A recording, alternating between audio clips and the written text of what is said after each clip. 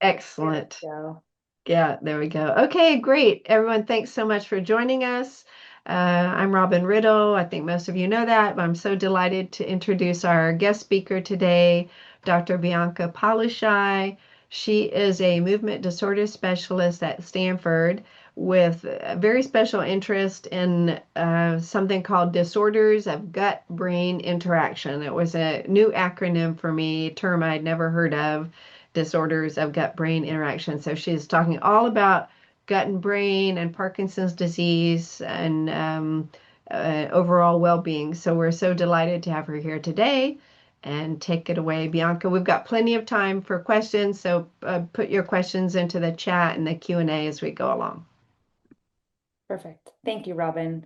Thank you. Um, let's see. Can you see my slides okay? I sure can. Looks good.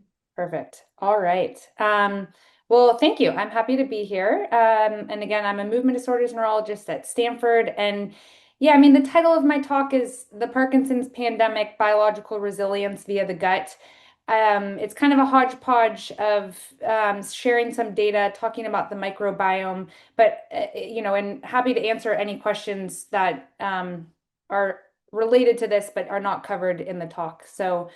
Um, as always, I want to thank you guys all for being here and thank you for allowing me the opportunity to talk about the topic that I find fascinating and also really important to advancing our understanding of Parkinson's disease.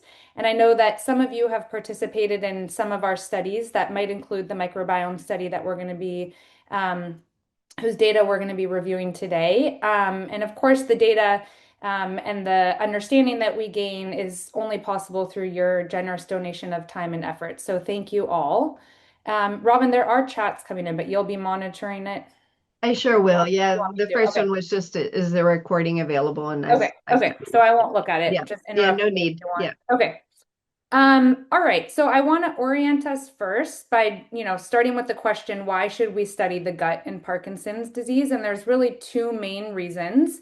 The first is that gastrointestinal or GI symptoms are known early premotor symptoms. So constipation is the classic premotor symptom that's described that can occur years or even decades before someone develops their motor symptoms. But there are other less commonly described, less, more poorly understood symptoms of GI dysfunction that can occur long before someone presents to a neurologist with a tremor and slowness, etc. Um, and then in addition, GI dysfunction is present in the vast majority of people with Parkinson's disease, with estimates ranging from 80 to 100% of people with Parkinson's experiencing some form of GI dysfunction, as is pictured here. So GI dysfunction is both an early premotor symptom, and it's also a really common symptom throughout one's experience with Parkinson's disease. The second reason to study the gut in Parkinson's disease is because we believe that it may serve as kind of a ground zero for disease onset. So, as Ray Dorsey discussed here recently, the prevalence of Parkinson's has roughly doubled over the last few decades, and projections suggest that globally, the Parkinson's population could rise from 12 million today to over 25 million by 2050. So that's an increase of over 100% in the next 15 years. And much of this is thought to be driven by environmental toxicants. So toxicants enter our body through the skin, the lungs, or the gut by what we ingest. But the gut is unique because it houses the largest and the most metabolically active collection of microbes that are in the body. And these microbes chemically modify what we ingest. And even toxicants that are absorbed through, air that we breathe in or through the skin often end up in our gut through a variety of the body's recycling systems. Now, critically, the microbes or the bugs that are in our gut can convert toxicants into either less harmful compounds or more harmful ones. So, in this way, the gut functions as kind of a chemical processing plant, and it can influence whether environmental exposures become more or less dangerous to our body. So, we believe that the gut environment, which includes the microbiome, but also includes things like the gut mucus layer, and what's called the epithelial barrier or the layer of cells that line the gut play a central role in one's resilience and might help to determine who among those who are either genetically or environmentally vulnerable ultimately go on to develop Parkinson's. So this brings us to essentially what is the gut microbiome? And by now, most of us have at least heard the term microbiome, but so that we're all on the same page, it refers to the trillions of microorganisms that live in our body and live on our body. And so we have more microbial cells than we do human cells. So if you look at the proportion, we're only about 40% human cells. And we know that these microorganisms play an important role in a lot of physiological as well as pathological processes, and they have a really major impact on health outcomes. So a couple of examples of what these microbes do. They train your immune system. 70% or so of your immune system resides in your gut, and the microbes heavily influence the development of the immune system as kids and then the function throughout our life. The microbes also ferment otherwise indigestible dietary components, and then they produce metabolites that serve as energy and also signaling molecules. So that's one mechanism by which the gut communicates with the brain. And I laugh because I think some of you have seen this from the January talk, but here's a photo from Mother Nature that nicely demonstrates this function of the microbiome. So around 2 to 4 weeks old, as elephants are transitioning from a milk diet to a solid food diet, the baby elephants start to eat the feces of the mom, their mother elephant, and other adult elephants in the group. And this is to colonize their gut because they rely on the bacteria that they colonize their gut with to break down the plant cellulose as they transition to a plant diet. Other functions of the microbiome. So it synthesizes essential vitamins and nutrients that we can't make on our own. So things like vitamin K and multiple B vitamins. And then they can influence which genes are turned on and off. So they metabolize the food that we eat, they produce metabolites, and then those metabolites can influence gene expression. And finally, they're important for maintaining the integrity of the gut barrier and preventing what's called leaky gut or gut permeability. So here's a short Washington Post. Let's see. Research shows that the gut microbiome affects a lot of how we experience our daily lives. Emotions, weight, brain functioning, even our food choices. But how does it work? The gut microbiome is a collection of trillions of microbes, or microscopic organisms. These microbes, like bacteria and fungi, live in your digestive tract, mostly in your large intestine. Digestion is just your body taking raw materials, food, and turning it into something it can use. Rest. Digestion makes glucose, which runs your brain and muscles. It also enables your body's messengers, like hormones and neurotransmitters. Your digestive system is a factory for turning food into fuel, and your microbes are its workers. And what you get out of it depends a lot on the quality of what you put into it. Gut microbes have their own genes, which affect the way your human genes act. There are about 20 to 25,000 different human genes that make up your body. Sounds like a lot. But there are millions of different microbe genes inside of you that influence how your human genes act. In some studies, the microbiomes of healthy mice were transplanted into stressed mice. The stressed mice then showed fewer anxiety symptoms.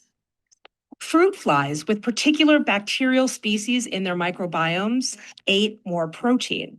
When researchers changed the flies' microbiomes, the flies ate more sugar. In one study, researchers found that many elite athletes have a group of bacteria that helps break down lactate and could help performance and recovery. When these bacteria were transplanted into mice, the mice's treadmill performance increased. And this is all great news because you can't change your genes, but you can change your microbiome for the better. And one of the quickest ways to do that is through food. There are immeasurable other factors that influence your gut microbiome: where you live, sleep, exercise, stress. But what your body makes and what kind of microbes your gut has depend a lot on the food you eat. You can change your microbiome and potentially your Okay, I'm going to pause it there. Okay, so this is one of my favorite images of the microbiome because it beautifully shows how everything is arranged inside the gut. So the kind of multicolored confetti beans on the left are the microbes, the bacteria, and then in the lower corner, lower right corner, the blue cells are the cells that make up the wall of the colon. And then separating those two is this thick green layer, and that's the mucus layer. Inside of this blue gut wall, there's immune cells and nerve cells, and they're constantly sensing what's happening inside the gut. Here, they're exposed to, microbial products, the metabolites that these microbes make by digesting things, inflammatory signals, chemical messages, etc. And so this image shows that, the mucus layer is important. And what happens is if we don't eat enough dietary fiber to nourish the gut microbes, then the microbes can begin to use this mucus layer as an alternative food source. And then over time, this thins this protective barrier so that the microbes and again, all of the both good and bad things that we have inside the gut lumen come closer to these nerve cells and immune cells and can potentially trigger inflammation. And the gut and the brain are constantly communicating and influencing each other. And this bidirectional relationship is known as the gut-brain axis. The communication occurs through multiple pathways, but the gut microbiome is one of those pathways. And over the past decade, this field has rapidly expanded with a growing focus on how the gut microbiome might shape the development and the progression of really every disease, but neurodegenerative diseases, including Parkinson's disease. So we'll focus our attention now on the microbiome in Parkinson's, starting with what we know. There is certainly a consensus that if you compare the microbiome between people with Parkinson's and people without Parkinson's, there's a clear difference. It's thought that about 30% of bacterial species, genes, and the functional pathways are altered in people with Parkinson's. And this is thought to include both a loss of beneficial or good bugs, but also an overgrowth of potentially harmful microbes. And then importantly, not just differences in who is there, but differences in what their function is and what they're doing. So collectively, this change is referred to as gut dysbiosis. What's not known are things like how does this dysbiosis contribute to the development of Parkinson's disease? How does it influence the way that the disease progresses, the rate at which it progresses, and how does it influence one's disease symptoms? So in the next portion of the talk, I'm going to show you some of the results from our earliest study at Stanford that was investigating the gut microbiome in Parkinson's disease.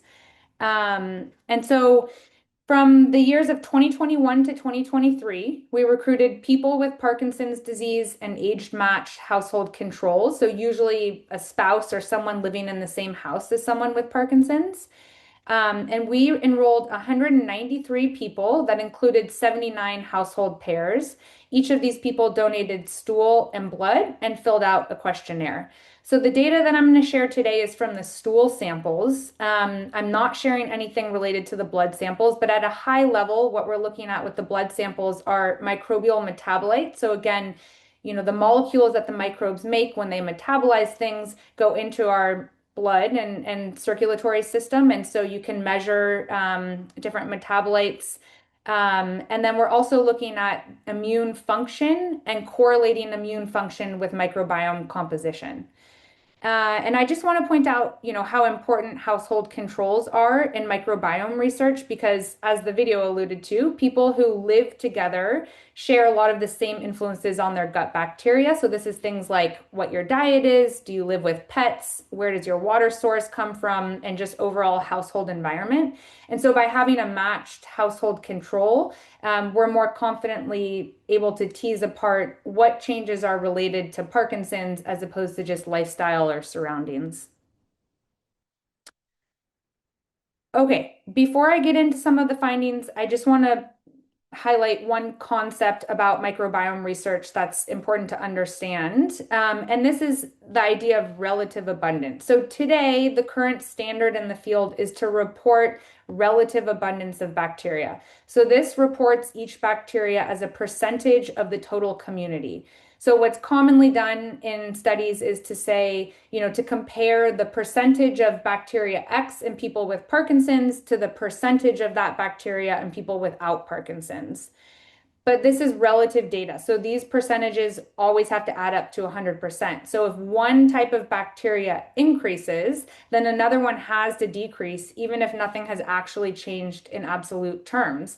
So as you can imagine, this can be misleading and it can lead to false conclusions that are drawn from these association studies. So in our study, we developed a protocol to measure absolute abundance as opposed to relative abundance. So instead of looking at percentages, we actually quantified the number of each bacterial species that are present. And when you do this, as we'll see, the picture and the conclusions that you draw often change. The work is done in the lab of Dr. Ami Bott, who's here in the middle. So this is the Bott lab, and just want to give a huge thank you to the lab, to my colleagues Mina Chakraborty, Amani Porter, Erin Brooks, and Gabriella Green. Okay, so what I'm showing you here is a volcano plot, and it's looking at the bacterial species that are significantly different between people with Parkinson's and people without Parkinson's. So the plot on the left is the differential relative abundance. So again, this is the current standard in the field. And then the plot on the right is the differential absolute abundance, which is this new method that we have developed and applied here. So what do you notice? First things first is that these two plots are different. So you do indeed get different conclusions from the absolute abundance than you do from the relative abundance. And then the second point is that, so the green dots on the left are the species that are depleted, and then the orange or red dots on the right are the species that are enriched. So if you look at the differential absolute abundance plot on the right, which is the one I want to focus on, you see that there's more green dots than there are red dots. So in other words, the species that are associated with Parkinson's disease tend to be more depleted rather than enriched. And then if you double click on, what are these species that are depleted, what we find is that the majority of them are microbes that produce a molecule called short chain fatty acids. And it turns out that this finding, which is a depletion in overall amount of short chain fatty acids, as well as a depletion in the number of bacteria that produce short chain fatty acids, is well described in Parkinson's. And it's thought that this might play an important role in the mechanism of disease. So short chain fatty acids are molecules that are made by bacteria when they ferment dietary fiber. So again, if you think back to the picture I showed you with the large green strip in the middle, the bacteria eat fiber and then they produce these molecules called short chain fatty acids. If they're not getting enough fiber, then they start to eat at that mucus layer. And as is depicted here, the short chain fatty acids play numerous really critical roles in health. So they regulate function of an immune cell in the brain that's called microglial cell. They protect barriers, both the blood-brain barrier as well as the gut barrier. And they overall have an anti-inflammatory effect, both locally in the gut as well as systemically, where they actually prevent the loss of dopaminergic neurons. So short chain fatty acids are good. We want them. The other finding that we have, another thing that we looked at, was something called total microbial load. So in addition to looking at the absolute abundance of each specific bacterial species, we also just counted the sheer number of bacteria that are in the gut of people with Parkinson's. And we found that people with Parkinson's have fewer gut bacteria overall compared to people without Parkinson's. And directly measuring the total bacterial load can be expensive and time consuming. So with the goal of making this approach more scalable and accessible to other researchers, we developed a machine learning model that can accurately predict the total microbial load, so therefore eliminates the need for people to directly measure this. So this is just a graph showing that there's nearly a one-to-one relationship between the measured value and the predicted value, demonstrating the accuracy and the reliability of this machine learning model that we created.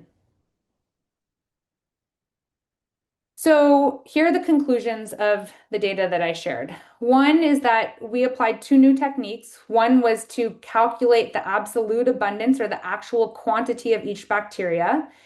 And the other is to calculate the total microbial load, so how many bacteria there are in the gut overall. And we found that people with Parkinson's have fewer bacteria in the gut, and that the bacteria that tend to be associated with Parkinson's tend to be depleted rather than enriched. But the big question is, where does this take us and how do we apply, what we've learned to clinical practice? So in natural sciences, an ecosystem is defined as a place where living organisms interact with their physical environment. So the landscape, the climate, nutrients, etc. And then they function together as a unit. And the gut really works in the same way. So it isn't just a collection of bacteria, or not even just, we can't think of each individual bacteria as functioning on their own. But the bacteria are an ecosystem. And then that ecosystem of bacteria is shaped by factors like diet, inflammation levels, oxygen levels, gut mucus, gut motility, etc. And our findings suggest that the gut ecosystem in Parkinson's has become less supportive of microbial growth. And this has important implications for, future gut-targeted or microbial therapies, because if the ecosystem itself is disrupted, then simply adding beneficial microbes may not be enough. And to truly restore the microbiome in people with Parkinson's, we likely need to first repair or support the underlying gut environment. So I'll show you shortly that responses to gut-targeted therapies can often depend on the existing microbiome and the existing gut ecosystem. And this is something that we've already seen in cancer research, where they found that a patient's response to immunotherapy can be strongly influenced by their microbiome. So again, I want to highlight just a couple of recent studies, none of our work, but showing how gut microbiome research in Parkinson's is moving from the lab to the clinic. And at the end of the day, again, what does this truly mean for you, for patients, and how does it improve daily life for people living with Parkinson's? I picked just a few recent studies relating to microbiome therapeutics and gut-targeted therapeutics. All of these are published within the last couple of months, the end of 2025 onwards. And the first two are addressing, again, this well-established finding of decreased short-chain fatty acids and decreased bacteria that produce short-chain fatty acids in people with Parkinson's. So there's several approaches that people are using to try to get at this, either directly supplementing with short chain fatty acids, though this is thought to be limited by the bioavailability because you want the short chain fatty acids to reach the distal part of the colon, and it's proven hard to get that to happen. Another approach is supplementing with bugs, e.g. a probiotic that produce short chain fatty acids. And then a third approach is to supplement with what's called prebiotic fiber. So this is a type of dietary fiber that resists digestion in the small intestine, reaches the colon, and then selectively feeds beneficial bacteria in the colon, which then allows for the production of short-chain fatty acids. So the first study is by a group in the UK that looked at whether a probiotic drink that contained 4 different types of bacteria could help people with Parkinson's who also had constipation. So this study was 12 weeks, and they found that participants who took the probiotic did develop healthier gut bacteria, and they also had lower levels of inflammation in the blood using a marker called TNF-alpha. The probiotic group also actually had faster time to on, so their levodopa kicked in quicker. And then they showed improvements in non-motor symptoms like sleep, mood, and digestive issues. So this was exciting because this is a rigorously done study. It's a randomized, double-blind, and placebo-controlled study, meaning that neither the patients nor the researchers knew who was actually getting the real treatment. Interestingly, they did not find changes in all of the markers that they measured, and that includes a change in short chain fatty acids. So they were interested in seeing whether the addition of this probiotic increased short chain fatty acids, and they did not see any meaningful difference in the amount of short chain fatty acids. But the authors concluded that, this is suggestive that targeting the gut and specifically the microbiome may offer meaningful benefits outside of just improving constipation or GI symptoms. The second study is a randomized, double-blind, not placebo-controlled clinical trial in which 72 people with Parkinson's took supplements containing short-chain fatty acids. They used two different short-chain fatty acids and or a prebiotic fiber, and they gave them these supplements for 6 months. They found that all of the groups who received any of the arms who were receiving supplements showed meaningful improvements in their motor symptoms, and they were also able to reduce their levodopa medication doses. The supplements also had a positive effect on the immune system, and they found that there was enhanced mitochondrial respiration in the immune cells. And then they also found beneficial changes in the gut composition. Now, here's a finding that I alluded to earlier. So, what they found is that how well patients responded to treatment was correlated with what their individual gut microbiome composition and their gut barrier function was. So, that again supports the idea that, the gut environment influences which microbes can grow and what their function is. And then, as I mentioned, this study was not placebo controlled. So, they were just comparing different active intervention groups. And then the third study is one that I think is a neat example of kind of more advanced microbiome therapeutics that integrate new technologies. So in this study, which was not done in humans, but it was done in mice and dogs, researchers genetically engineered gut bacteria to continuously produce levodopa using a dietary amino acid that's called L-tyrosine. So they gave the animals the oral engineered bacteria and oral L-tyrosine, as well as another medication, kind of similar to the function of carbidopa, but prevents the early degradation of the levodopa. And they showed that this bacteria was able to, one, maintain steady levels of levodopa in the blood. It was able to increase dopamine in the brain, and it provided a continuous drug delivery rather than this pulsatile on-off dosing pattern of, traditional oral levodopa that can contribute to motor complications. So again, far from humans at this point, but I think it's an example of an approach that can be feasible for human trials and potentially a new non-invasive way to deliver levodopa in a more kind of smooth and consistent way. Okay, so I'm nearing the end. I hope I've conveyed, why this research is important and how powerful your participation can be. Advances in the field are, of course, only possible because of people like you. And this approach where we look at the gut for signs of early Parkinson's or where we try to strengthen the gut to build resilience or where we target the gut for symptomatic or even disease modifying therapy is new, and it's kind of a cutting edge frontier in Parkinson's research. So I want to share some current opportunities to get involved in GI focused Parkinson's research at Stanford. We have 3 current GI PD related studies. So the first is a remote study. So that means there's no clinic visits required. We send you the materials that you need at home. And it's using 2 new technologies that were developed by Stanford faculty. The goal of this study is basically to objectively quantify the effects of levodopa on gastric emptying and autonomic dysfunction, which is, frequently impaired in people with Parkinson's. So as you are aware, levodopa is absorbed in the first proximal part of the small intestine. But people with Parkinson's often have delayed gastric emptying, meaning that food and medication empty the stomach slowly and reach that part of the intestine slowly. And so that delay can impair levodopa absorption. And then importantly, levodopa itself can further slow gastric emptying. So it kind of creates this vicious cycle. And it is known that levodopa delays gastric emptying, but how it's been studied has always been subjective.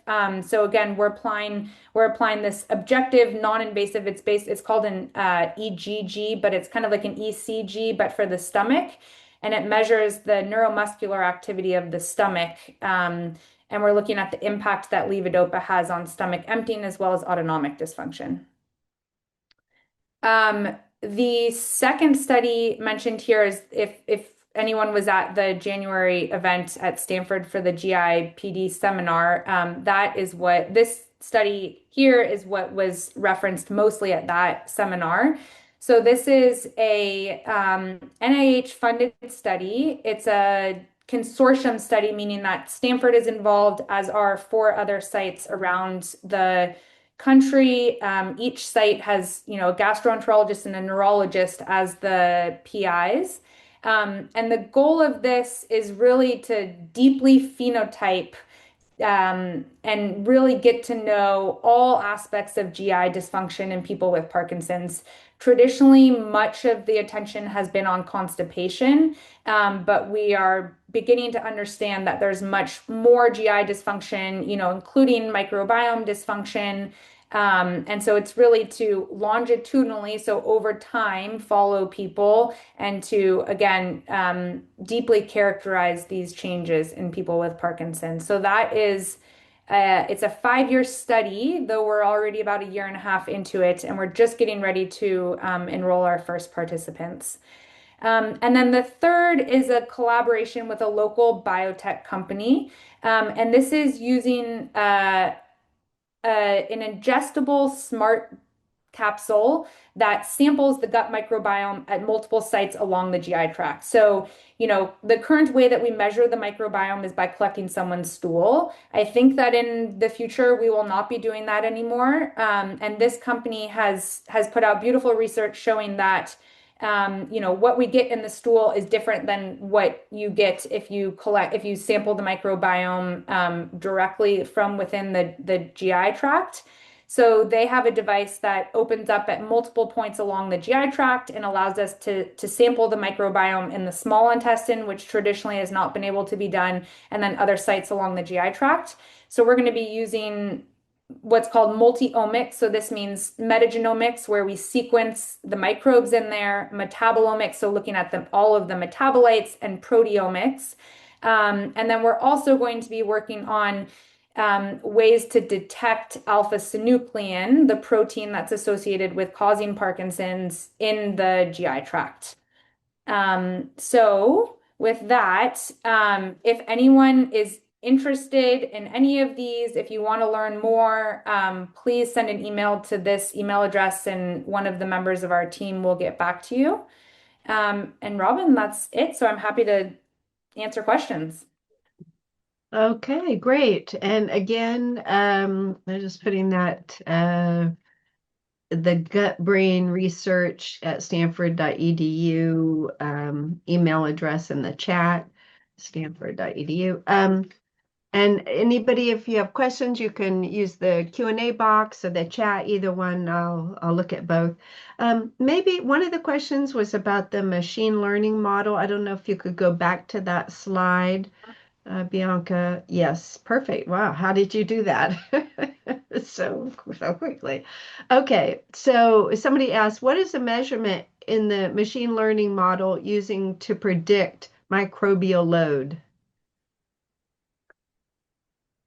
I don't know if I understand the question. So What measurement in the machine learning is the machine learning model using to predict microbial load? Maybe what's being measured? what's being measured is the total number of bacterial 16S copies of their RNA. So it's using, so that's what we measured to get the total bacterial load. To get the prediction. That's what, so in order to actually, so here I'm saying what we did is actually measure the total bacterial load. Right. And in order to do that, we quantify the total number of copies of the bacterial DNA. Then the machine learning model, so this is simply I'm making the point that it's an accurate machine learning model. The fact that the relationship is one-to-one means that it's an accurate machine learning model, but the machine learning model predicts the total microbial load so that researchers do not need to go and do the process that we did to actually measure it. Of all accounting. Yeah. Yeah. Okay, perfect. Are medium chain fatty acids potential as supplement therapy? I think the person means, can you buy a supplement that's medium chain fatty Yeah, and acid? Some does short I chain. wonder if this person, do you mean medium chain or do you mean short chain? Because Let's assume they mean short chain, even though yeah, they said yeah. medium So chain. Yeah. you can buy the supplement. And I think this is one of those things where a lot of different people will have different opinions on this. I know that like I said, the issue, the concern has been the bioavailability of taking a short chain fatty acid supplement. So they don't usually reach the colon. When we generate them on our own, we're generating them in the colon. It's very important for colonic cell health. It's important for, again, the local immune system in the colon, for the microbes there. And then, yes, they do get into circulation. And the thought is that what people have shown is that typically when you supplement with short chain fatty acids, it's just not getting to where it needs to go in order to have the good effect that it is supposed to have, which is also you oftentimes a concern with probiotics. So, there is a big area of research and development that is going into how do we just make better probiotics? How do we improve a short chain fatty acid supplement so that it can appropriately get to where it needs to go and then have the role that it should have? But the short answer is yes, you can. I mean, you could probably log on to Amazon and find supplements to buy. I think most people that I've talked to, including my colleagues in this field, would say they would not clinically recommend it Mm. because we just think that it's probably not effective at this point. And we think that the more effective way right now to increase short chain fatty acid production is probably prebiotic fiber. And if, again, for those of you who were at the GIPD seminar in January, I am not affiliated with the company Neurofiber bars at all, but Neurofiber bars were there. And that's one example. That is a prebiotic fiber. So it's multiple dietary fibers into one bar. And the whole point of this is that certain fibers feed the certain types of bacteria that increase short chain fatty acid production.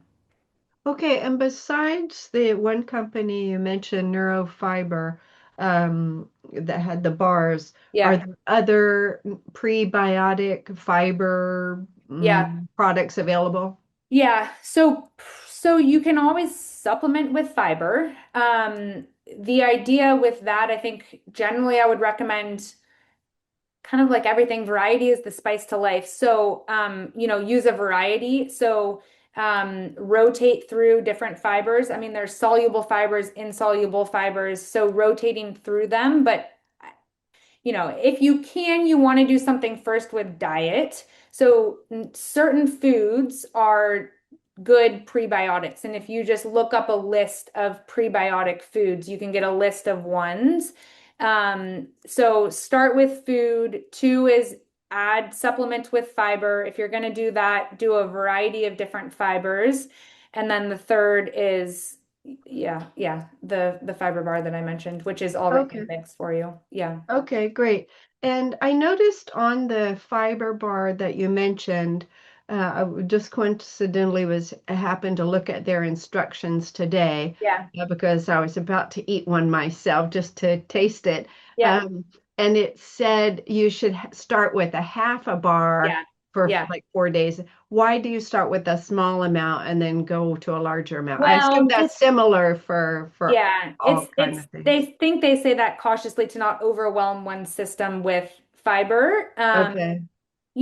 There are people with Parkinson's. There are people without Parkinson's, but there are certainly people with Parkinson's, as we know that there is GI dysfunction and we know that the microbiome is altered, who sometimes actually feel worse on probiotics and feel worse with fiber supplementation.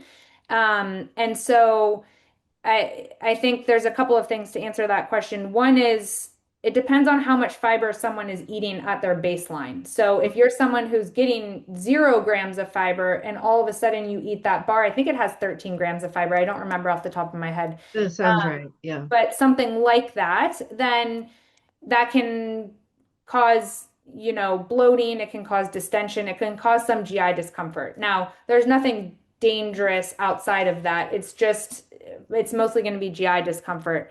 Um, and then the other piece, yeah, so it depends on how much fiber you have at baseline. And then again, because there's GI dysfunction, this is where the idea of, if you've ever heard of the low FODMAP diet, Yep. that's recommended for people with small intestinal bacterial overgrowth.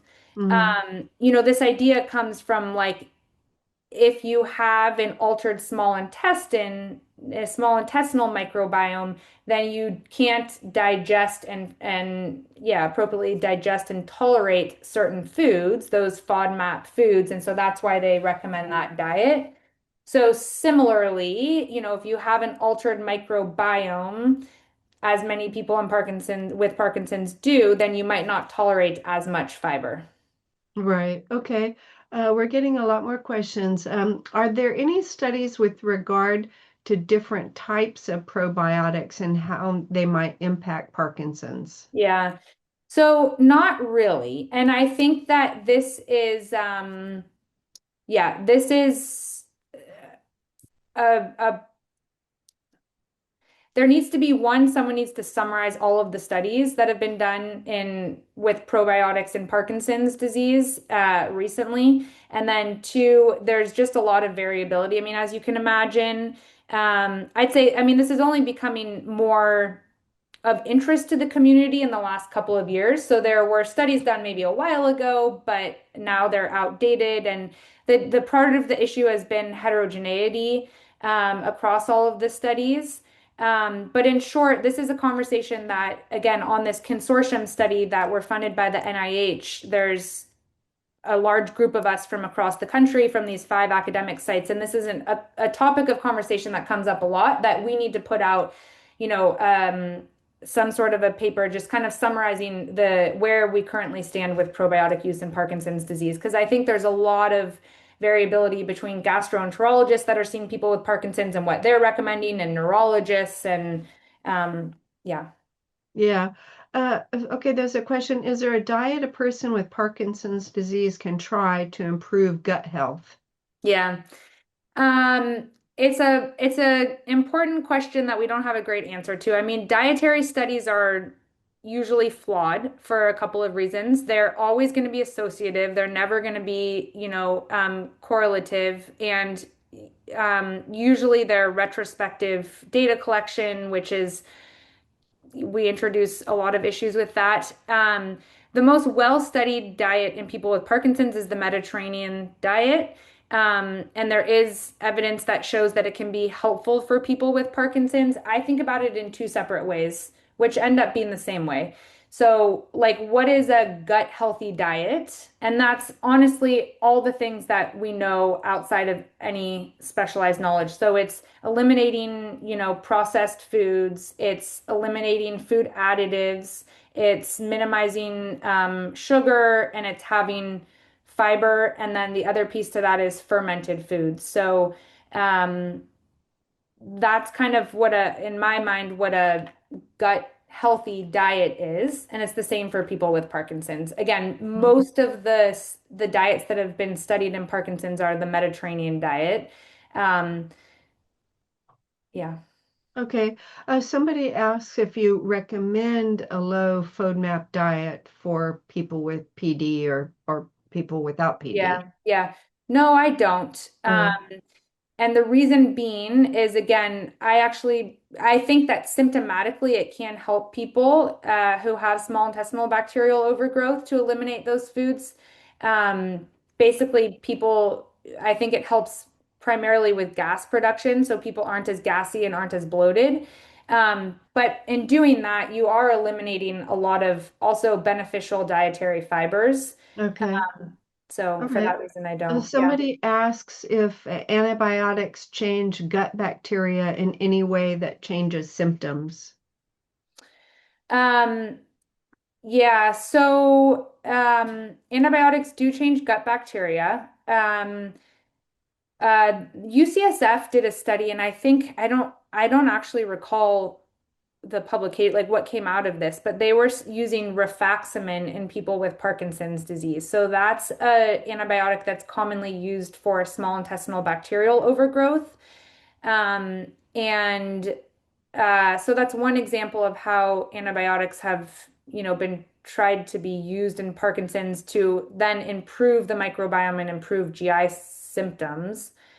Um, what was the question specifically? Sorry. Let's see. Oh, about antibiotics. Can they change gut bacteria in any way that changes symptoms? Like in a bad way. Like if someone takes antibiotics, can your motor symptoms then worsen or improve? I guess Mm. we don't have there's not a very clear, straightforward answer to that. We know that it Okay. can change your microbiome. I'd say there's not that much known about how malleable the gut microbiome is in Parkinson's disease. So after you have a course of antibiotics, how long will it take to recover your microbiome? Could it be beneficial? Could it be detrimental? It probably depends person to person. Okay. Somebody asks, can a faulty diet cause Parkinson's disease? Maybe that means can a bad diet cause Parkinson's? I would say no. No. No. Okay. All Yeah. right. Let's see. Would you repost a slide before why study the gut and PD? I don't know what the slide before is, Mhm. but can you figure out what the slide before Is is? it this one? Yeah, I think the Just previous thank one was you. just your, yeah, Yeah. yeah, in your, yeah. So I So, have two. It's this one oh, okay. and Maybe this it's one. that one. That one's a nice slide. I think the previous one. Yeah. Yeah, Yeah. I think that's a good one. Yeah, maybe that's the one that they want. Okay, and are you making your slides available? Yeah. I'm Okay, happy to. Yeah. perfect. Yeah, and we'll Yeah. post all that too, and along with the recording to our Palo Alto PD group page. Great. Yeah. And Okay, I'm question. actually, this diagram is from a paper that is in process of publication that will be published in the Journal of Clinical Investigation next month. So I'll send that to you and then people can read up on this paper too. It's an opinion Okay, paper. and Yeah. is that about the microbiome study? No, it's an opinion piece on Okay. why we need to focus on the gut in Parkinson's disease. Okay, Yeah. great. All right, we're getting a lot more questions, so may not have time for mine, but that's fine. Could a lifetime of constipation cause Parkinson's disease? Yeah, so this is a very interesting question and one that I want to study more. So, people with Parkinson's, the short answer is we don't know, but does constipation cause Parkinson's or does Parkinson's cause constipation and, the chicken and the egg sort of thing? So, part of what we're interested in, so having constipation increases your risk for Parkinson's disease, as does inflammatory bowel disease. But constipation is also very common in the general population and becomes more common as people age. And not everyone with constipation develops Parkinson's disease. So, part of what we're interested in looking at and better understanding is, what's unique or different about the people who have or the people who have chronic constipation who go on to develop Parkinson's disease compared to the people who have chronic constipation and never go on to develop Parkinson's. And similar to the way that REM sleep behavior disorder, where people act out their dreams, which is another, prodrome to the development of Parkinson's disease. Um, can we define this other kind of prodrome of Parkinson's through better understanding constipation? Does that make sense? Yeah. Yeah. So right now we know that, loss of smell, hyposmia is a common prodrome. We know that REM sleep behavior disorder is a common prodrome, and we do know that constipation is a common prodrome. But again, that alone is not specific enough. So Right. is there a specific microbiome signature? Is there a specific whatever autonomic signature that we find in these people? How can we hone in on that a little bit more? Right. And again, the chicken and the egg, Yeah. which causes which. Okay. Yeah. Um, let's see. Are microbiome transplants not viable? So again, it's another area that people are looking at. The data has been mixed. There's only been a couple studies recently in people with Parkinson. So, they're approved for C. diff infection, Clostridium difficile infection. But there's been a limited number in people with Parkinson's, and it's kind of a similar situation to the probiotic story where there's just been a lot of heterogeneity and variability across studies. A lot of things need to be worked out. Does someone need to take antibiotics before the FMT or not to wash out the microbiome? How long should it be for? What strain should be used? How does it engraft? Things like that. So it is an area of investigation, but it's, certainly not approved. Okay. Yeah. And FMT stands for Sorry, fecal fecal. Yeah. microbiota transplants. Yeah. Yeah. Right. Okay. What do you recommend when someone's oral dopamine or Rytari is no longer working due to severe gut dysfunction from Parkinson's? Are there any treatment options? Yeah, I would say talk to your doctor first, but so some things are that H. pylori is common in people with Parkinson's. It's more common in people with Parkinson's than it is in people without Parkinson's, and that can certainly impact the way that levodopa is absorbed. So one could consider getting tested for H. pylori. Um, Otherwise, there are medications that we use, motility medications that we use to kind of, quote, speed up the GI tract that can help with absorption. Okay.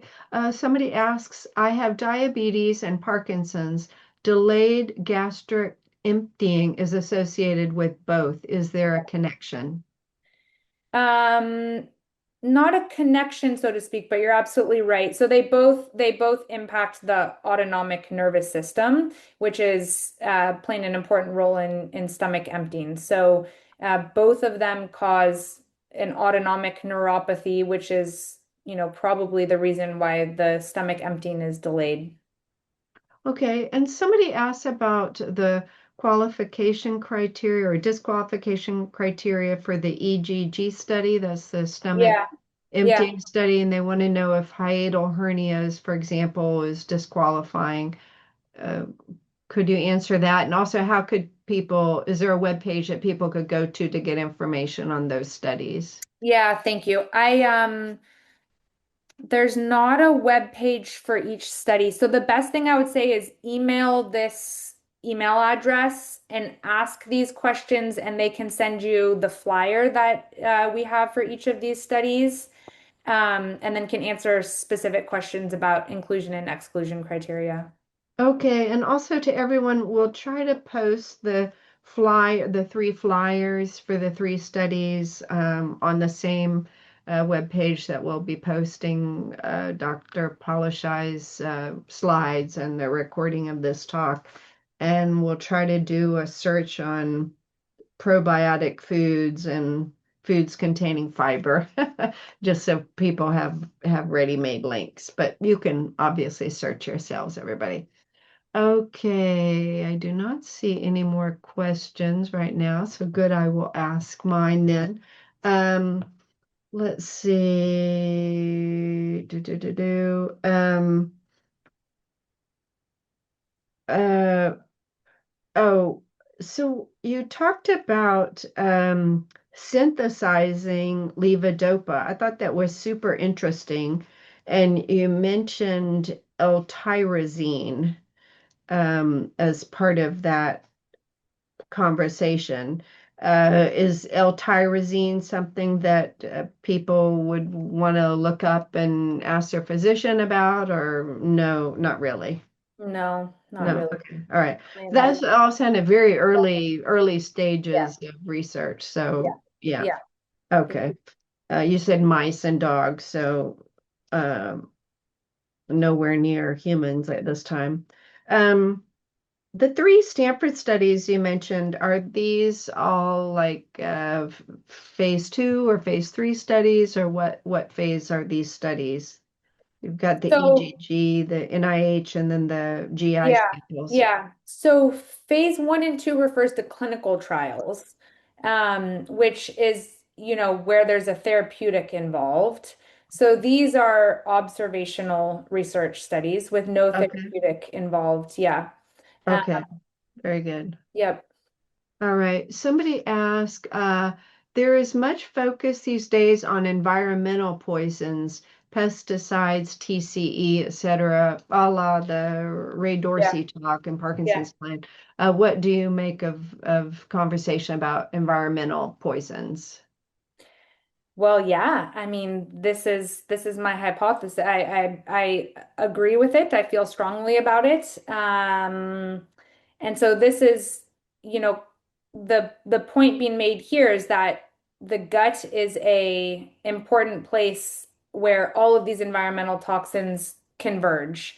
And so again, I don't know if this point went across well, but um, Robin, you and I could be exposed to the same toxicant, and I could have, quote, bad bugs in my gut that take that toxicant and convert it into something even more toxic, and that circulates and has damage inside my body. Whereas you could have good bugs that take this environmental toxicant and turn it into something less toxic.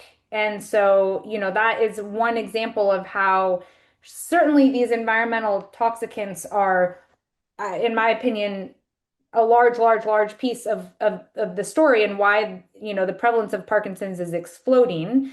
But there Mm-hmm. still remains a question of why can two people who had similar exposures and one develops Parkinson's and one doesn't? And so, one, maybe it's important to understand that, but two, also just points to the fact that we can modify, if we can better understand that, we can modify these microbes and use them to our advantage to, use microbes that process these toxicants into something that's less toxic. Mm-hmm. Or if we can find ways to enhance, the detoxification process, then that's another way that we could, address the environmental toxicants. Because no matter how we improve policy and what toxicants we are able to get rid of, both from a societal standpoint and in our personal lives, some exposure is inevitable. And so the question becomes like, what can we leverage here? The gut is a really important place to look. Mm-hmm.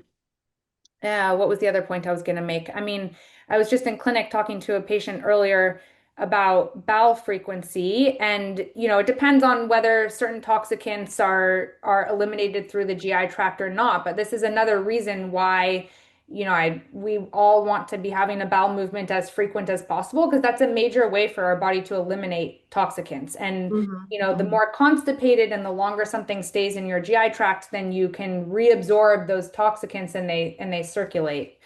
Mm-hmm. That's interesting.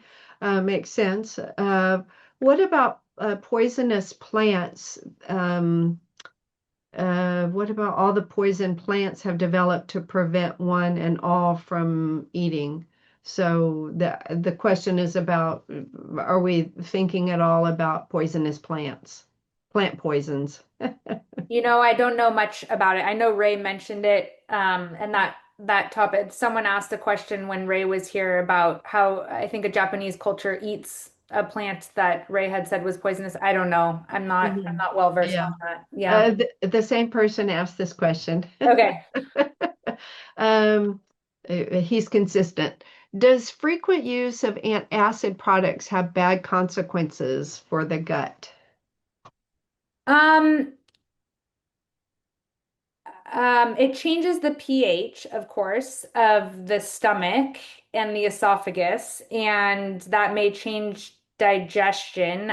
I cannot point to any evidence-based answer in literature on this.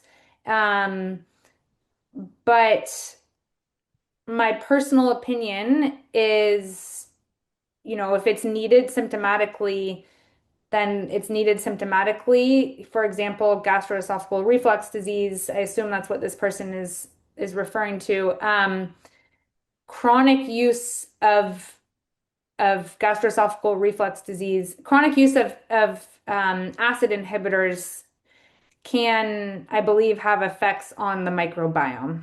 Um, I'm hesitating so much because I'm like, I don't want to say that you shouldn't be taking an acid suppressor if you need an acid suppressor. And in Mhm. fact, I'm sure everyone's aware of that study that came out in the last year showing that people who had evidence of, an ulcer on an upper endoscopy, that's correlated with an increased risk of Parkinson's disease. Right, So you don't want acid and the development of an ulcer. That's can incite inflammation that we think can maybe incite alpha-synuclein aggregation, et cetera.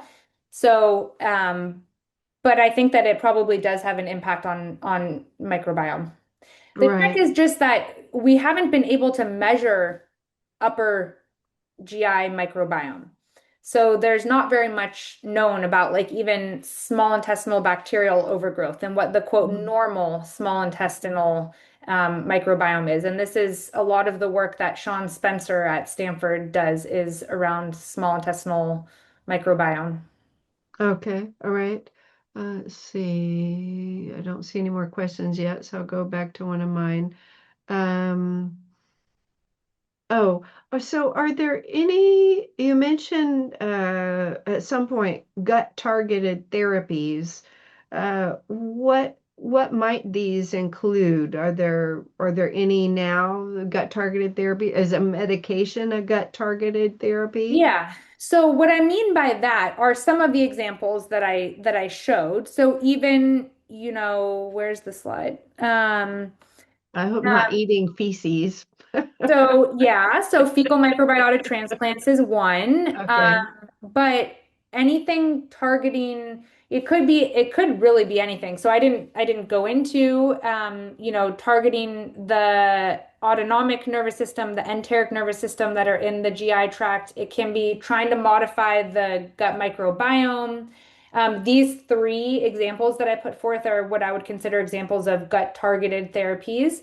It could be, as a lot of us are working on identifying alpha-synuclein in the gut through a variety of ways. It could be, targeting alpha-synuclein aggregation in the gut. So it's a very broad kind of catch-all term, both to target local GI symptoms, for example, something as simple as improved constipation or improved gastric emptying, but also to improve, again, that gut ecosystem of inflammation and other things that occur in the gut. Okay. Do we know? Gets a little bit back to the chicken and egg question, but do we know what the cause of constipation is in Parkinson's disease or otherwise? And specifically, do we know if alpha-synuclein plays a role in causing constipation? Um, so I think that the constipation, I guess I'll answer it in two ways. Clinically, when someone is constipated in Parkinson's disease, the way that I talk to my patients about it is there's a couple of ways. There's delayed there's delayed motility. Indeed. So, Mhm. the small intestine and the large intestine that are supposed to have these pulsatile movements of things forward, everything just gets delayed. And that's from both enteric nervous system, which is the branch of the nervous system in the gut, and autonomic nervous system dysfunction. I Mhm. would say I don't think that we know, to my knowledge, much about which is which. There's no way of distinguishing, is your delayed motility more autonomic or more enteric? One could Okay. assume that if a patient has a lot of other autonomic dysfunction, then probably their constipation is more autonomic, but it's probably both. Hmm. And then constipation is also due to what's called dysenergic defecation, but essentially it's dysfunction of the pelvic floor in people with Parkinson's. And so that's a piece that medications cannot help. And for that, I always tell people to get a squatty potty where your feet are lifted a little bit because that positioning can help.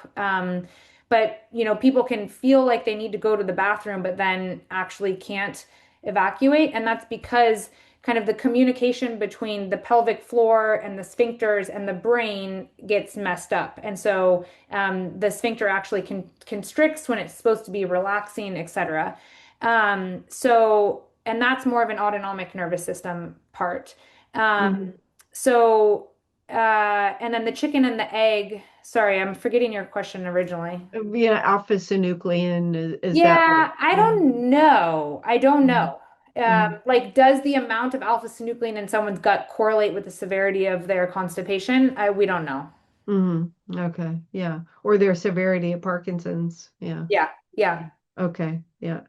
Could you say what a squatty potty is for those who don't know? It's essentially, well, that is an actual brand of something called the squatty potty, but what the idea is to put a stool underneath your feet. And people always say, well, I can't step on a stool and then step on the toilet because I might fall. But it's sit down on the toilet first and then pull out the stool so that your feet are elevated. So if you recall looking at little kids, when little kids poop, they squat. Like before kids are using a toilet, they oftentimes will squat down. And if you go around the world, a lot of times people squat. But the idea is that this position where your feet are elevated so that your knees are higher up, closer to your chest, makes the process of defecating easier. Okay. In our household, we call it stool for stool. That's cute. I haven't heard that. I like that. Well, it's our household name or Stool for stool. shorthand. That's really cute. That's clever. Yeah. And that's what I tell my support group members too. Let's see. Okay, you have to go shortly. If there are any more questions, let me see. I'll look at my list. Um,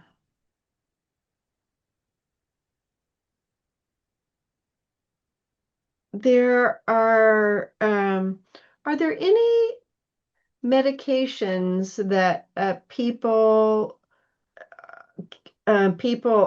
either seniors or people with Parkinson's disease, commonly take that may contribute to constipation? Um, I'm thinking like an anticholinergics or, yeah, yeah, yeah. Yeah, so the anticholinergics are probably the main one. Which are used in people with Parkinson's, but I think at least in our group, people have pause in using anticholinergics for people with yeah, Parkinson's and just older individuals. yeah. Um, what else is constipating? I'm trying to think. I don't think, I mean, nothing comes fast to mind as like a very commonly used medication. Okay, all Yeah, right. yeah. Okay. Let's But I will see. say, I'll answer a question that you didn't ask, but I get a Yeah. lot in clinic, is just generally like supplement questions and then supplements for constipation. People oftentimes ask, like, what can I take besides Miralax? For that, I always say magnesium. And the Mm, important thing to keep in mind is that there's a lot of different forms of magnesium. So there's magnesium threonate, glycinate, citrate, oxide. And each of them we kind of use for different things based off their ability um, to enter the blood-brain barrier or whether they're absorbed through the GI tract or not. But it's magnesium citrate or magnesium oxide that you want to use for constipation. okay. So Miralax is a fine and great thing to use. And the thing that Mhm. I remind people is that you don't really want to use it for people with Parkinson's who are constipated. It's not just this intermittent, like constipated because I traveled somewhere. Don't wait to use Miralax. Like, don't wait until you haven't had a bowel movement for 4 to 5 days and then use Miralax. You want to use Miralax regularly. It's not the type of thing that you want to wait for. Mhm. And again, I titrate it so that people are having a bowel movement if they can every day, but otherwise every other day if we can. Part of the reason for that, well, there's a couple of reasons. One, because everyone feels better if you have a bowel movement every day. Two, for this detoxification idea. And then three, there is data that shows that constipation is correlated with worse cognitive symptoms and worse motor symptoms as well. Um, and there is a reflex between when you are constipated, your body oftentimes slows down the gastric emptying as well. So, Mm. kind of Mhm. just to keep everything going, you want to try to, have a bowel movement more regularly. And so, magnesium can be a great way to do that, along with regular Miralax, along with the stool for stool, Mhm. and the fiber and the fermented foods. And water. And water. Yeah. Yeah, so Yep. important. Yep. Yeah. Also for detoxification too. Water for Yes. detoxification. Yeah. Yeah, absolutely. Okay, I think I saw a question go by. Somebody mentioned that yes, narcotics can cause constipation. Sure. Yeah. Yeah, not commonly used. Somebody asked about psyllium fiber. Is that helpful? Yeah. Yeah, okay. I wanted to ask, here's my maybe the last question, unless somebody else has a good one. You mentioned the microbiome study that you finished. When will that be published? And how Thanks, do people, Robin. Thanks. yeah, and how do people know if they participated in it? Because there have probably been so many things that they Yeah. may have So, participated in. yeah. So we need to publish. It has just blown up into a lot of wonderful collaborations, and there's just so much going on with it. I mean, I shared like 1/100th of what we've been doing. Um, Yeah. and so, we need to publish on it. We're planning to get something at least submitted by this summer, but as everybody knows, from submission to publication takes a long time usually. Hmm. So soon is the answer for that we will have something in writing. Uh, we I'm trying to think of this group. So we have been emailing the people who participated with updates on it and things like that.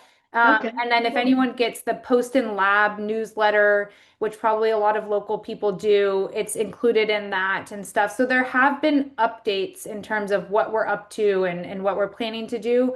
But the short answer is, I mean, I'm happy to send you a copy of the paper once it's published and you can send it to people. We will have something in writing this summer, and then there will be multiple iterations of work from it too in the future. Um, Yeah. We'll just have you back. okay, that sounds good. Yeah, and I would love to share, more of the blood data and some of the immune data and stuff like that too. Yeah. But it is the only cohort so far. It's 193 people, but it's the only time that we collected microbiome samples from people with Parkinson's at Stanford. There's going to be a lot more, including in the NIH study that I mentioned, and obviously, the ingestible device is going to be including microbiome, and then we are hoping to turn that into a longitudinal study and get additional samples from people, et cetera. So there will be kind of expansion of that cohort, hopefully, Hmm. but so Hmm. far it's the only cohort that we've done. Okay. Very cool.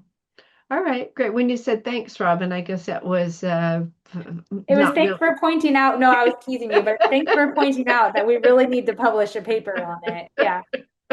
Well, thanks. No thanks. Okay. We're getting a lot of thank yous. So we're coming up to your time deadline anyway, Bianca. Thank you so much. Of And course, of course. Thank you for having me. appreciate your joining us, and thanks everyone for participating. Those are, yeah, asked so many great questions. It was a good discussion. So, Yes, thank yeah, you. Thank yeah, you, thank you. everybody. Okay, Okay, see take everybody care. next time. Bye bye. Thank you. Bye.